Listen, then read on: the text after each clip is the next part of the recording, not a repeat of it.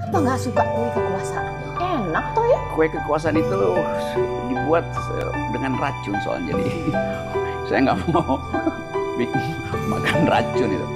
Seringkali kita anggap bahwa seharusnya politik itu menghasilkan hal yang manis. Tapi yang manis itu kan adanya di mulut. Jadi politisi ini nanam tebu di mulutnya tuh, sehingga bibirnya jadi manis.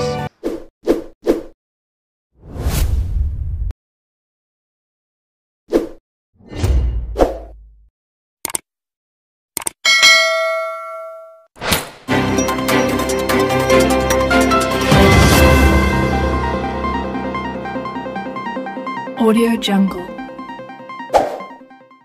Kalau gitu apa nih pesan abang supaya anak muda sekarang, mungkin ini G-Talk Friends juga ini, pesan buat G-Talk Friends, mereka tetap aktif di demokrasi kita ini, tapi tetap menjaga persatuan. Iya, saya terlibat dengan pembicaraan millennials ini, mungkin setiap 2 minggu ada forum. Jadi saya tahu arahnya tuh.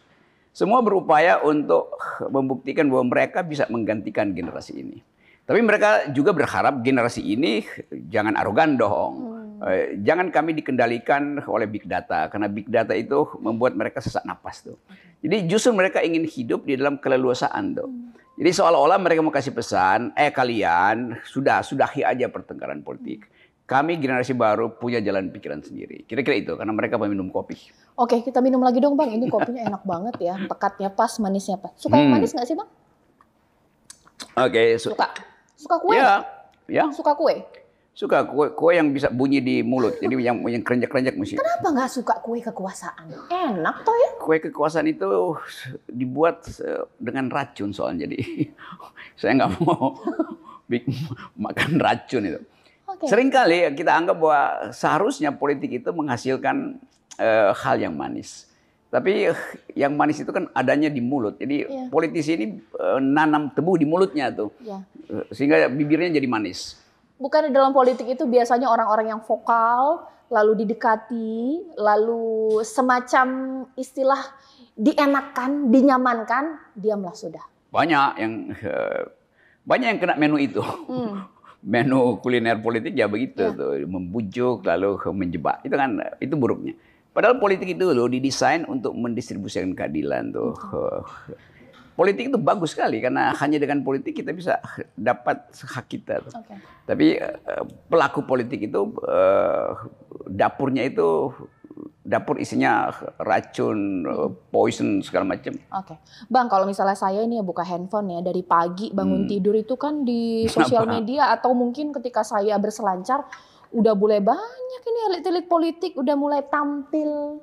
Kira-kira ada nggak sih di antara mereka mungkin ini kayaknya cocok nih buat diusung, punya kans besar, modal besar, bagus lah istilahnya.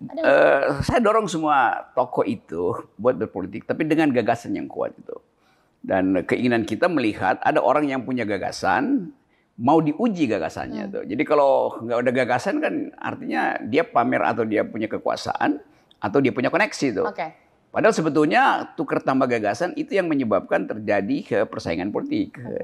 Jadi kesibukan itu saya juga lihat di media sosial tuh macam-macam metode kampanye. Tapi kampanye yang paling bagus adalah bercakap-cakap semacam ini. Tapi sudah ada abang melihat bahwa ini kayaknya ini bagus ini, cocok ini dalam tanda kutip diusung. Ada nggak sih?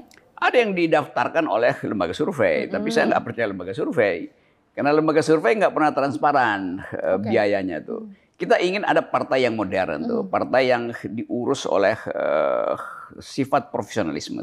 Bukan partai yang didesain untuk sebuah dinasti atau partai yang basis kebudayaannya terlalu pekat, kan itu bahaya kan. Jadi mesti partai tengah yang kira-kira bisa nyapu kiri kanan, tapi sekaligus ada arah yang membuat kita percaya bahwa si pemimpin mengerti masa depan itu. Intinya. Kalau saya lihat ini ada yang sampai berkendara, jalan-jalan, digaul-gaulkan, dimudah-mudahkan, mulai pakai sosial media, banyaklah cara. Tapi sekiranya modal untuk orang tersebut diusung oleh partai politiknya itu apa sih?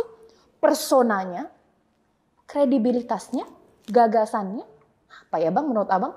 Bisa aja dia punya semua itu, tapi itu kan palsu. Kita mau supaya tokoh itu datang ke kampus, datang ke studio, datang ke redaksi itu, bicara tuh.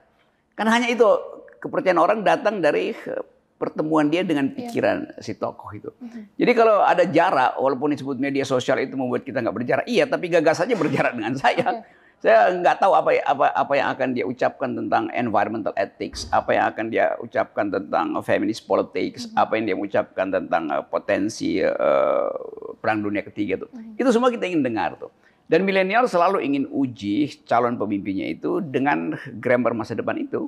Jadi kasih kita semacam harapan berdasarkan pembicaraan yang berkualitas di studio. Itu baru kita bisa tentukan, oh si ini bermutu, si ini kurang bermutu, si ini sangat tidak bermutu. Tapi kan nggak semua orang kayak Bang Rocky Gerung yang bisa tarung gagasan. Banyak yang ngerasa bahwa aku nggak terlalu bisa ini tampil di publik, mungkin aku orang adalah di belakang. Ya, boleh nggak sih? Ya kalau dari awal seperti itu? Betul. Kalau dari awal dia ragu untuk tampil ke publik, padahal dia mau jadi figur publik. Ya kalau begitu suruh bersih-bersih kamarnya sendiri aja. Baik. Ya. Berat dong berarti calon yang diusung itu, Bang. Berat kalau pakai ukuran kita. Kalau saya misalnya mau jadi presiden, Caca tanya saya segala hal, saya berusaha untuk jawab. Dan saya biarkan supaya orang mengerti dan nilai. Bisa nggak saya dipercaya untuk membawa Indonesia misalnya. Nah orang yang sama saya ingin duduk di sini. Lalu saya dan Caca periksa dia. Periksa artinya dalam perbincangan kan. Itu tanpa ada survei, publik tahu oh, yang ini bermutu, yang ini wajahnya pembohong, yang ini pernah melecehkan perempuan, yang ini nggak ngerti antara pupuk dan sampah itu kan. Jadi hal-hal itu yang mestinya kita buka, kita perlihatkan aja kan. Ini kualitas seseorang melalui percakapan yang in-depth, yang mendalam seperti ini. Berarti nggak ada istilah bahwa, wah saya tuh nggak bisa itu ngomong-ngomong di publik, saya taunya kerja. Berarti nggak bisa, harus dikombinkan dengan persona harus di muka publik juga. Pemimpin itu mesti bicara, jadi dia mesti kerja, ngomong, mikir, mesti lengkap dong. Baru boleh diizinkan nyontek. Tapi kan Bang, kan nggak ada yang sempurna. Ada nggak sih pemimpin yang sempurna? Ya kalau nggak ada yang sempurna di antara mereka, saya aja yang jadi presiden kan. Kan mesti ada keberanian mengatakan, saya mampu karena itu saya akan buktikan. Uji saya di ruang publik. Itu baru namanya pejabat publik. Masa pejabat publik diuji di connecting door, ruang tertutup kan. Demi menghormati perbedaan, kita mesti memelihara persatuan. Dan itu jadi tagline millennials mestinya menjelang 2024.